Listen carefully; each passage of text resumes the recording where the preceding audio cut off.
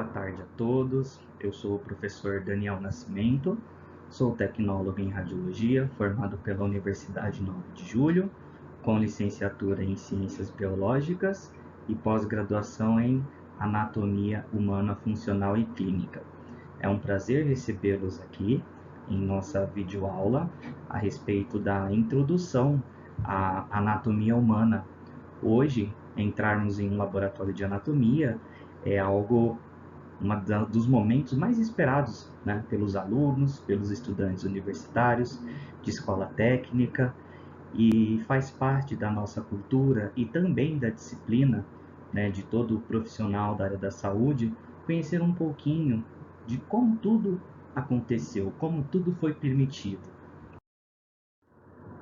Então, iniciando, né, a palavra anatomia. O que significa anatomia? Ela é, primeiramente, uma ciência. Sendo uma ciência, é muito comum você entender, né, ou você imaginar, poxa, será que eu vou estudar novamente os seres vivos, a célula, o que é ser uma célula eucarionte, procarionte e a organização dos seres vivos? A anatomia humana, ela se trata de uma ciência vasta, né, e que estuda a estrutura macroscópica e microscópica dos seres vivos. Quando nós temos a palavra microscópica, provavelmente a primeira coisa que vem em nossas mentes é: eu vou precisar de um microscópio, certo? É isso aí. Agora, a macroscópica pode ser que em algum concurso público, que em alguma prova, algum teste, o aluno fique: poxa, se eu precisar descrever o que é macroscópico e o que é microscópico, será que eu vou confundir? Então fica a primeira dica, né? O que é ser macro? Então vamos fazer aqui um questionamento. Provavelmente vocês já compraram ou já ouviram falar de uma rede que vende muitas coisas em caixas imensas, né? Por exemplo, se você precisa comprar um creme dental em uma farmácia, em um supermercado, você compra 3, 4 tubos de creme dental, aquele que você vai utilizar durante o mês. Mas se você é um vendedor, se você possui uma loja e se você também quisesse vender esses tipos de produtos de higiene, você provavelmente não compraria em mercado. Você iria em uma loja muito grande, aonde você consegue comprar tudo em caixas, em boas quantidades. E um exemplo fácil, mas porém didático, pensem na rede macro. A rede macro é onde você não vai comprar um detergente, mas você compra um galão de detergente. Você não compra um creme dental, mas você compra uma caixa de creme dental. Então, quando eu vou ao macro, eu sei que eu vou encontrar coisas grandes, tá? E aí fica uma dica para você lembrar do que se trata ser macroscópico e microscópico, ok? Então, voltando aqui ó, um pouquinho lá no passado, olha que coisa mais linda, né? Este quadro, que é a lição de anatomia do Dr. Nicholas Tulpe, de 1632. Essa imagem ela está muito bem representada, uma aula de anatomia, sendo ali o professor, né, com o chapéu, chapéu preto.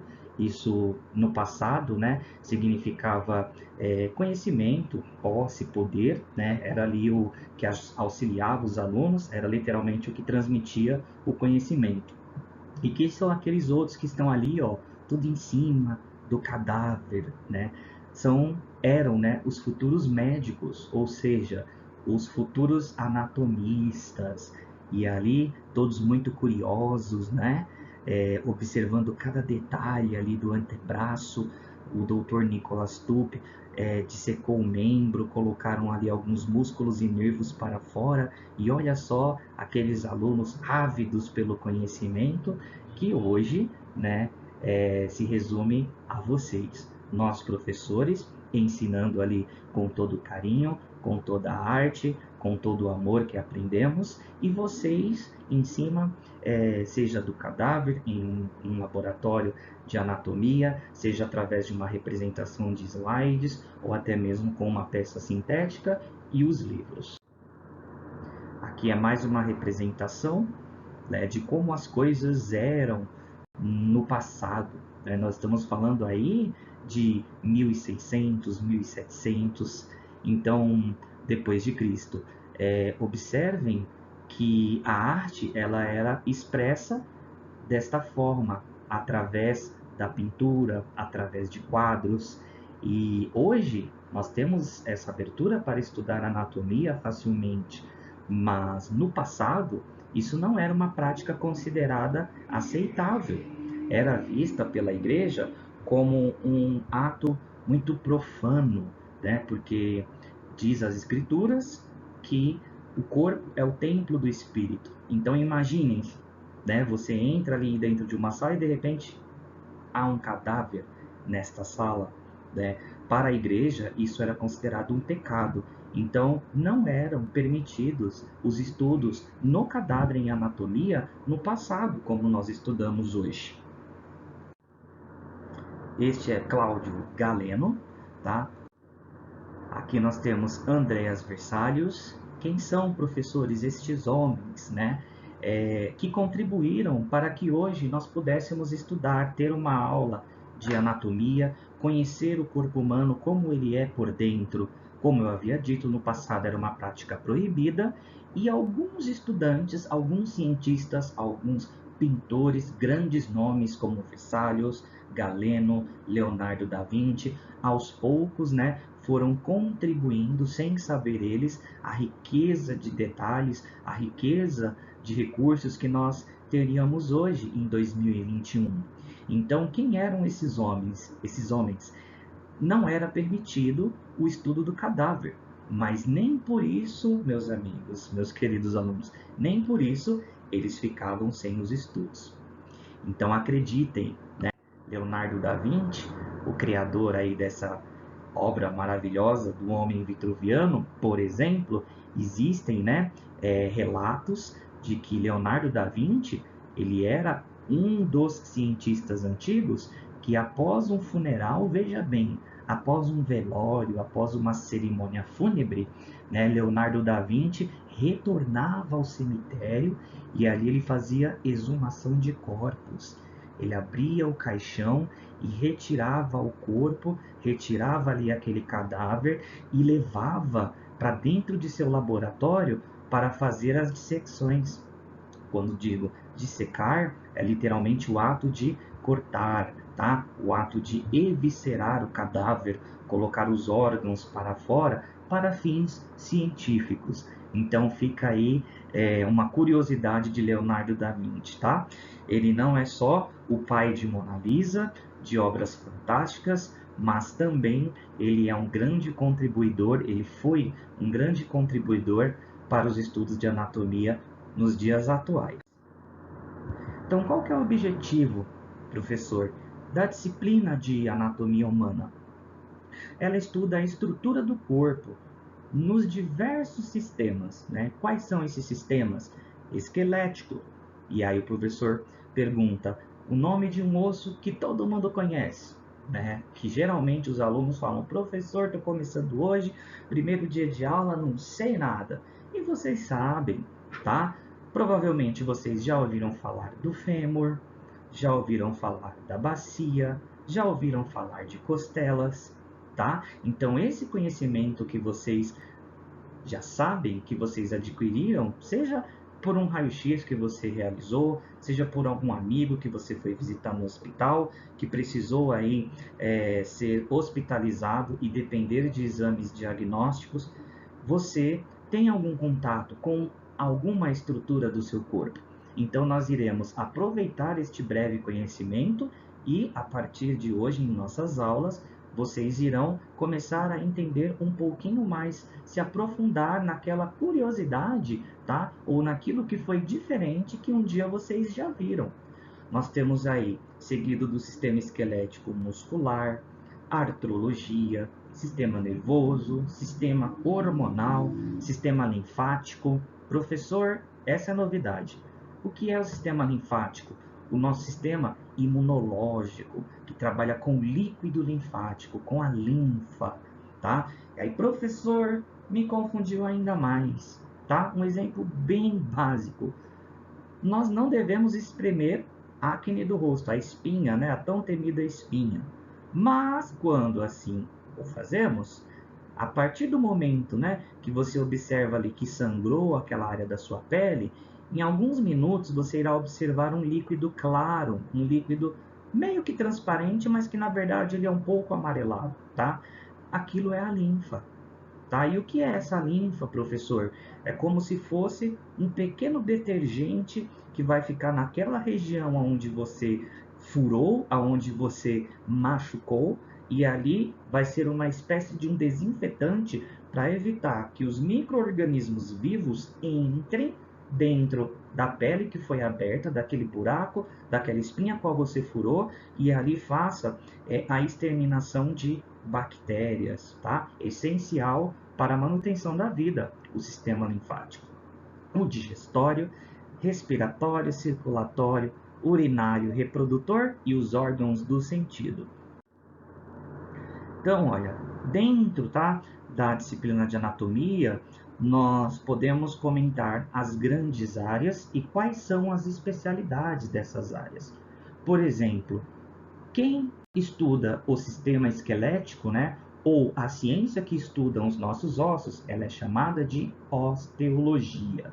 Tudo que termina com logia significa estudo. Então, ó, osteo vem de ossos, logia, o estudo dos ossos. E aí vem seguido de artrologia, miologia, neurologia, dermatologia, a angiologia, que estuda lá ó, o sistema circulatório, gastroenterologia, pneumologia, urologia, endocrinologia e o sistema reprodutor. E aí fica o ginecologista para o órgão reprodutor feminino e o urologista para o órgão reprodutor masculino. Então, uma das primeiras coisas que todo estudante de anatomia deve estar ciente é que para estudar o corpo, eu preciso saber por onde eu começo, aonde é o meio e aonde termina. Como o professor havia dito, a anatomia é uma ciência, então nós a estudaremos sempre, queridos. Enquanto formos profissionais da área da saúde, enquanto estivermos ali relacionados à profissão onde requer cuidados médicos, requer cuidado com outro, com alguém, nós temos que ter ali uma base, como eu estudo, começo, meio e fim, tá? Não adianta querer estudar essa disciplina da noite para o dia. Entender o corpo inteiro em 1 mês, 2 meses, 3 meses é muito pouco. Vocês viram no slide anterior o tanto de estudos que foi gerado de dentro da anatomia? Então, o que eu preciso ter em mente? Para começar a estudar aonde é a parte da frente, a parte de trás, o lado direito, o lado esquerdo do corpo, eu preciso de um projeto, que é esse que vocês estão visualizando. Então, observem nessa caixa, tá? Imaginem ela como se fosse uma caixa de vidro. E ali nessa caixa de vidro, vocês estivessem nessa exata posição. Então, a posição anatômica diz que a face deve estar voltada para frente, tá? E não a face para frente ou o rosto para frente, a cara para frente, a face voltada para frente. Porque se eu pedir para vocês, por exemplo, colocarem o rosto para frente, o que é automático de nós? Observem aqui o professor. Todos nós faríamos isso, ó, certo? Colocando o quê? O rosto para frente. Então, ó, o indivíduo ele deve estar em ortostático, que significa em pé, com a face voltada para frente. Os membros superiores estendidos e aplicados ao longo do tronco, olha, e com as palmas das mãos voltadas para frente. Mesma coisa, não posso falar com a palma da mão para frente ou colocando a palma da mão para frente, pois se eu pedir para vocês colocar as palmas das mãos para frente, vocês farão isso. Olha novamente aqui, não é verdade? Palma da mão para frente. Eu pego as duas e ó, palma da mão para frente. Então, ó, os membros superiores estendidos e aplicados ao tronco e com a palma da mão, olha aqui, voltada para frente. E os nossos olhos, né? O nosso olhar deverá estar dirigido ao horizonte, para frente. Membros inferiores unidos, com as pontas dos pés dirigidas para frente. Planos anatômicos, né? Quais são esses planos? O que são, tá? São planos, queridos, que delimitam o corpo, tangenciais, superfícies planas imaginárias. Então, lembra que o professor falou? Imagine-se dentro de uma caixa de vidro. Ou se eu perguntar para você, quantas faces tem um dado? Tá? O dado possui a parte de frente, a parte de trás, lateral direita e esquerda, superior e inferior, certo? A mesma coisa nós utilizaremos para estudar os planos anatômicos. Então, observem, o que é um plano ventral, tá?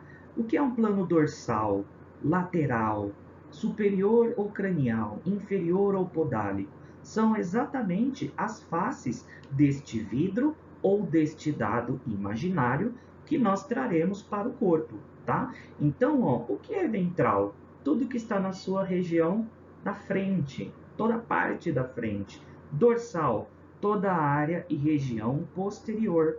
Lateral nós temos duas, né? Lateral direita e esquerda. Superior ou cranial, em relação ao crânio ou o sentido para cima. Inferior ou podálico, aquele que desce ou vai para o podos, que significa pé. Sagital mediano, sagital, coronal ou frontal são planos de secções. Então, ó, são cortes que atravessam o corpo. E também nós temos o último e terceiro, a secção transversal ou horizontal. Então, aqui novamente, volta, olha, aquilo que o professor explicou para vocês. Lembra da caixa de vidro? Então, exatamente, nós temos ali, ó, um corpo, tá? Um corpo humano dentro dessa caixa de vidro. E agora imagine que toda a região ventral anterior é esta região da frente deste vidro. Assim como a dorsal ou posterior fica para esta parte de trás, cranial ou superior, a parte de cima deste corpo, inferior ou podálico, aqui nos pés. E esses planos, professor, né? Quantos são? Quais são esses planos que delimitam o corpo? Então, nós temos aqui, queridos, o plano sagital mediano, que divide o corpo em duas metades, direita e esquerda. Observem aqui. Então, ó, eu tenho um corpo feminino e agora essa secção, como eu havia dito, ela é imaginária. Então, suponhamos que com uma serra, que com uma folha de vidro ou com uma folha de papel, nós dividíssemos o corpo humano em lado direito e esquerdo. Então, este plano de corte, este plano de secção é chamado sagital mediano, pois divide exatamente ao meio. E quais são as porções que restam de uma secção ou de um plano sagital mediano? Lateral direito e lateral esquerdo. E tudo tem um porquê, tá? Porque é chamado de plano sagital mediano. Observem nesta imagem da direita que aqui eu tenho, ó, uma vista superior de um crânio, ou seja, estou visualizando de cima para baixo. E é um crânio de um feto, tá? Professor, e essas aberturas, né, na região anterior e posterior, o que significam, professor? Elas são chamadas de fontanelas. Então, erroneamente, as pessoas dizem que aqui é a moleira da criança, não é? Então, em anatomia, nós utilizaremos termos técnicos. Não é moleira. Nós temos aqui a fontanela, tá? E observem que eu tenho aqui, ó, literalmente uma sutura no sentido do corte, que é sagital. Então, olha, qual é o nome dessa risca, ó, nesse sentido vertical que vocês estão visualizando aqui? É literalmente a sutura sagital e faz jus ao nome de plano sagital mediano, entenderam? É o mesmo sentido de corte. Aqui eu tenho a próxima, que é um plano de secção coronal. Então, olha como muda, né? Ah, professor, então o plano coronal, ou a secção coronal, também divide o corpo em duas partes iguais, em duas metades? Só que agora, ao invés de ter lateral direito e esquerdo, o que nós temos? O plano anterior. Perdão. O plano anterior, ou também chamado plano ventral, e o posterior, ou plano dorsal. Então, observem que o sentido de corte mudou, tá? E vocês também verão nas próximas aulas que nós temos uma sutura chamada de sutura coronal, também no crânio, que vai fazer este tipo de delimitação, tá? Como se fosse essa do fone de ouvido ao qual o professor está utilizando. Nós também temos uma sutura neste sentido no nosso crânio, daí o nome de plano-secção coronal. Plano de secção transversal. Nós temos aqui a divisão de duas partes do corpo, só que agora nós temos, tá, uma região superior ou cranial, lembre, em sentido ao crânio, e a região inferior ou podálica, em direção aos pés. Então, ó, é paralelo ao crânio, tá? A porção cranial e podálica ou caudal. E olha só, turma, por que é importante e crucial com que nós entendêssemos e absorvêssemos esse conteúdo, essa aula inicial, tá? De planos e delimitação do corpo. Pois exatamente na prática, observem a diferença, por exemplo, tá? De o cérebro do encéfalo sendo seccionado nos planos que nós comentamos anteriormente.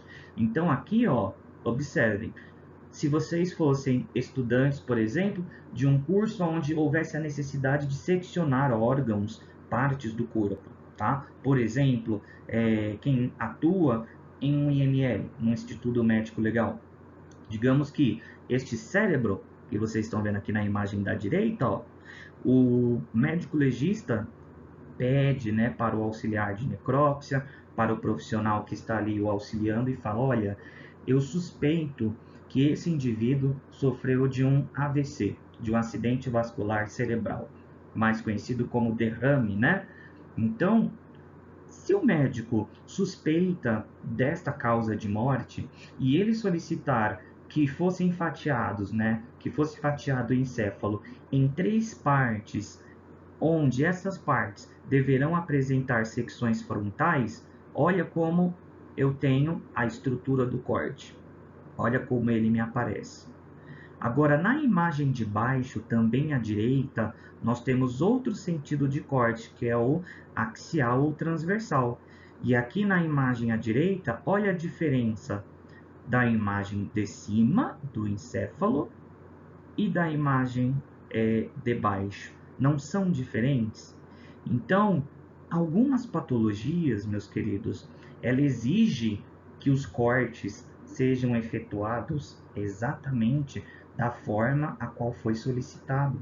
Porque nós temos milhares de arteríolas, milhares de terminações nervosas, milhares de nervos nessas estruturas, aonde, se eu faço um corte diferente da qual me foi solicitado, eu posso danificar essa peça, dificultando assim o laudo, dificultando assim a certidão de óbito, por exemplo, se for uma investigação. Então tá aí a importância de compreendermos os planos de secção, tá? E fixarmos desde a primeira aula o porquê eu não posso esquecê-lo. A partir da aula de secção, todas as aulas vindouras, todas as próximas aulas, ela sempre falará de qual porção, de qual região, de qual lateralidade, de qual vista do corpo ou da estrutura nós estaremos ali apresentando. Aqui, olha, mais uma imagem do mesmo encéfalo, só que agora realizado nele uma secção sagital mediana. Então, observem aqui, tá? Olha lá, o sentido de corte do plano sagital mediano, dividindo o encéfalo em porção direita e esquerda, e olha como é apresentado e representado na imagem. Bom, nossa próxima aula será a introdução do sistema esquelético. Então, espero que vocês tenham gostado da aula de introdução de anatomia humana, que está focada principalmente na posição anatômica, nos planos de delimitação do corpo, porque a partir da aula de hoje nós compreenderemos a divisão do sistema esquelético, assim como o esqueleto humano. Muito obrigado.